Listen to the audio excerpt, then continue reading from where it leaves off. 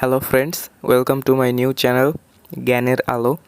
আজ আপনাদের আমি অর্ধবার্ষিক পরীক্ষায় নবম শ্রেণীর নমুনা প্রশ্ন উত্তর এবং এর সমাধান দেখাবো।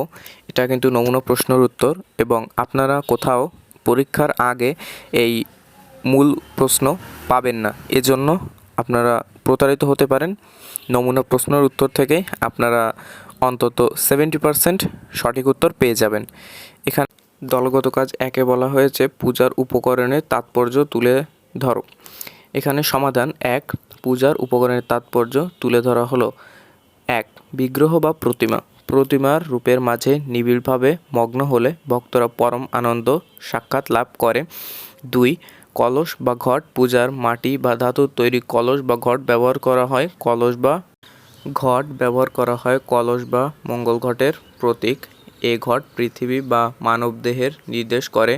ঘটের জন্য প্রাণকথা, কুলকুণ্ডলী বা পবিত্র গঙ্গার প্রতীক। কলসের মুখের বিকাশ আম্রপল্লব বিকাশমান প্রগতির নির্দেশ করে। কলসের চওড়া অংশ পৃথিবীকে বোঝায়। কলসের ঘাড় অগ্নিকে এবং মুখের খোলা অংশ প্রাণরূপ বায়ুকে নির্দেশ করে। ঘটের উপর দুর্বা চাল ও নৈবেদ্য জীবজগতের আহারের প্রতীক। ঘটের আবহমান জল সঙ্গীত তথা জীবজগতের সঙ্গে সৃজনশীল সুরের সম্পর্ক প্রকাশ করে।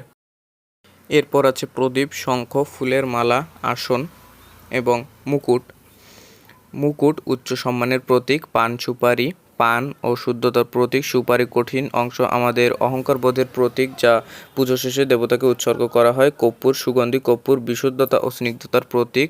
গঙ্গা জল পবিত্রতার প্রতীক, তার জলে বিভিন্ন ধরনের রোগ নিরাময় হয়। এ জলে আমাদের চিন্তা চেতনা ও বৈশ্বিক সম্পদ বৃদ্ধিতে সহায়তা করে।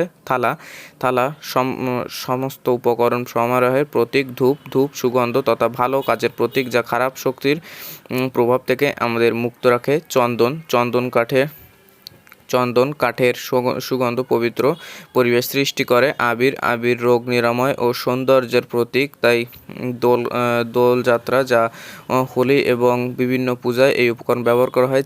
চাল বস্তুগত আহারের প্রতীক, যা প্রাণরূপে শরীরকে জীবন ধারণের জন্য টিকিয়ে রাখে। নৈবেদ্য, ফুল ফল মিষ্টি জাতীয় ইত্যাদি নৈবেদ্য হিসেবে প্রদান করা হয়, যা আত্মসমর্পণের প্রতীক। পঞ্চমরতি, পঞ্চভূতের পরমাত্মার সঙ্গে একাত্ম হওয়ার অন্য মাধ্যম। পঞ্চরতি, ঘণ্টা মঙ্গলজনক শব্দ সৃষ্টিকারী প্রতীক।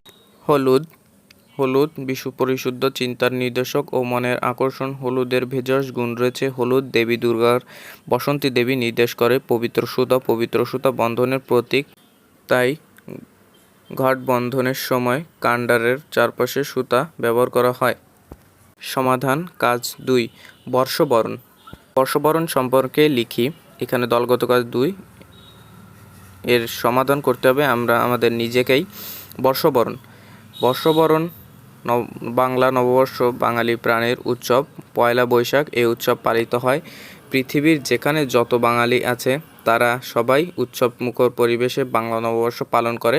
বাংলাদেশ একসময় একদিন পুণ্যহ অনুষ্ঠান হতো জাঁকজমকভাবে, এখন হালকাথা, মঙ্গল শোভাযাত্রা, কবিগান, কীর্তন যাত্রা, বৈশাখী মেলা, আবৃত্তি, নাচ গানের মুখরিত। সারা দেশে কোনো এলাকায় নৌকা বাইচ, হাডুডু, ষাঁড়ের লড়াই, মোরগ লড়াই ইত্যাদি খেলাধুলা আয়োজন করা হয়। ক্ষুদ্র নৃগোষ্ঠী পালন করে 3 দিন ব্যাপী আনন্দময় বৈশাখী উৎসব। পণ্ডিতরা মনে করে মুঘল সম্রাট আকবর বাংলাসন পরিচালন করেন। এদিন যেন আনন্দ উল্লাসের জন্য তেমনি পরস্পর কুশল বিনিময় ও কল্যাণ কামনার আমরা একে অন্যকে বলি শুভ নববর্ষ।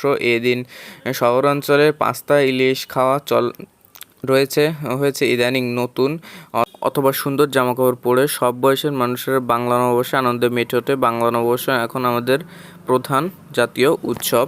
এই ছিল আমাদের নবম শ্রেণী হিন্দু ধর্ম ও নৈতিক শিক্ষা বিষয়ে প্রশ্ন ও উত্তর। 14 জুলাই রাত্রে আমি মূল প্রশ্ন পেয়ে যাব।